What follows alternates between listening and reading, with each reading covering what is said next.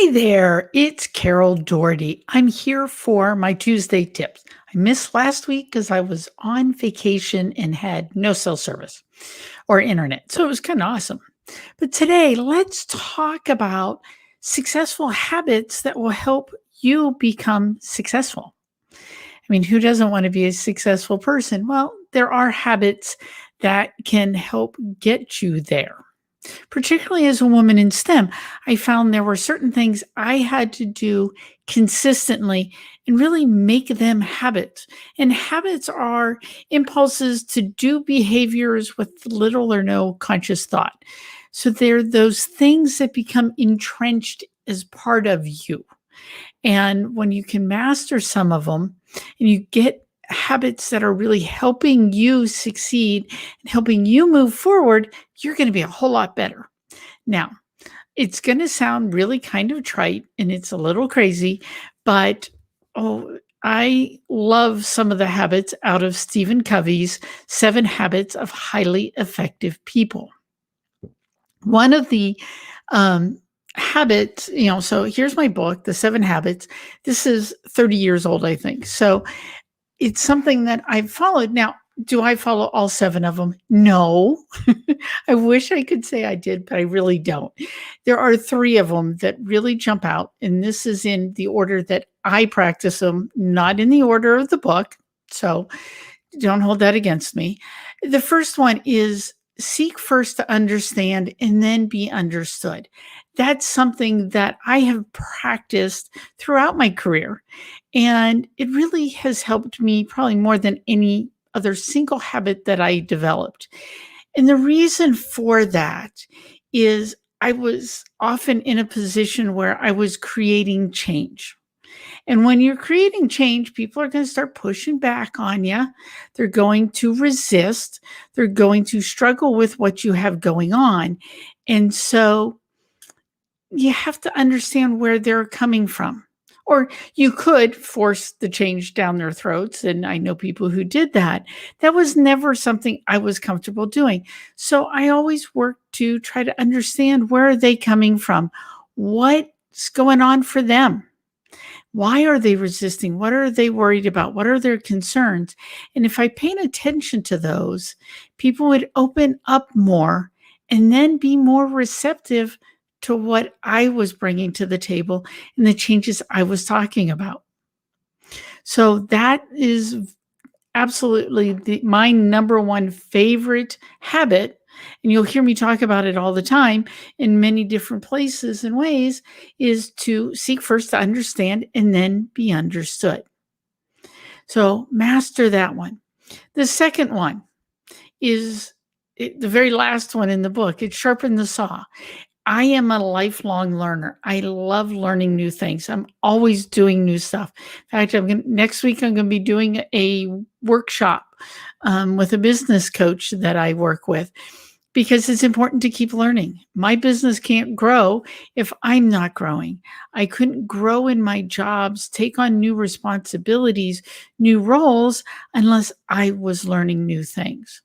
So I love the habit of sharpening your saw, as he calls it.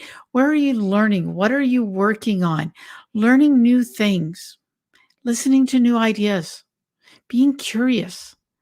Finding out what's going on with other people can help you learn new things, see new perspectives.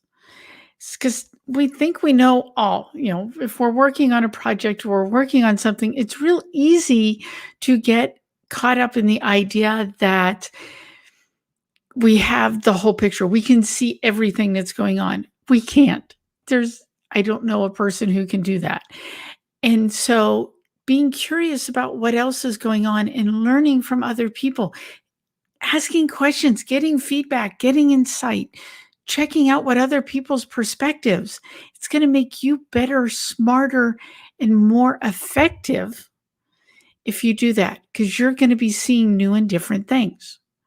So sharpen your saw. Be a lifelong learner. Stay curious. Whatever you want to call it, keep learning all the time.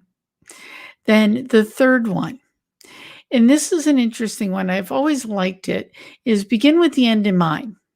A lot of my work is project based. It was when I was in engineering, was when I was in training, it is now as I am building a coaching business because I need to understand what it is, what's the objective? Where are we going?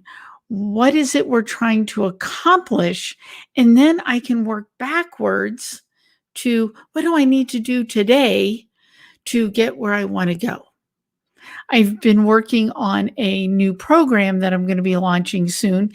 And what is it I want people to get out of it? That was the first thing I started with. What is it I want to be the results? What are the results I want people to get? And from there, I can figure out, okay, what's going to go into the program? What's going to go from, how do I configure it? What is it going to look like? When do I launch it? When do I put it out in the world? How do I launch it? What do I do to introduce this to people?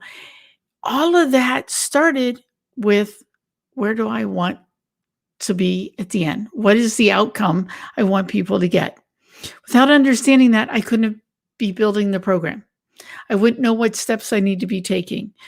When do I start things? What do I need to do? What are all those pieces and parts?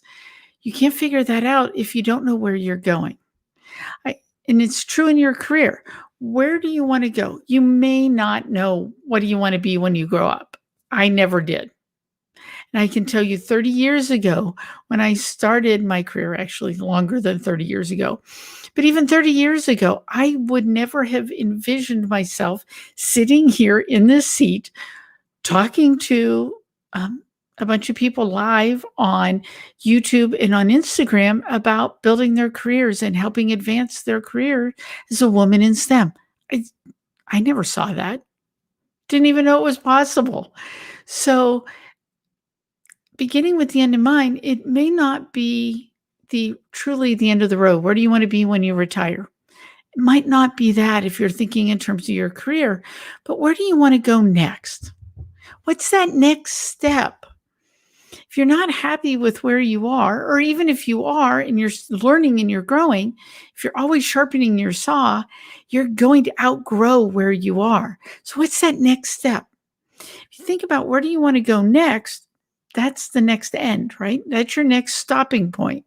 Where do you want to go? Then start thinking about, okay, what do I need to do to get there? And back up to where you are today. And then you can start putting things in place to get to that next step. So that idea of beginning with the end in mind.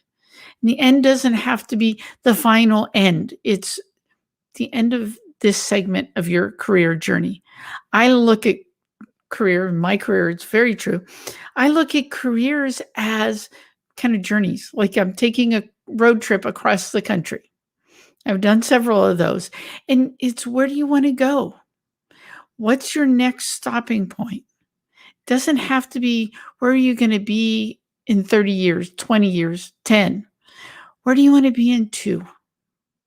Maybe it's even 1 year. What's that next stop on the journey that you call your career? Start with what that looks like and then start figuring out how do I get there?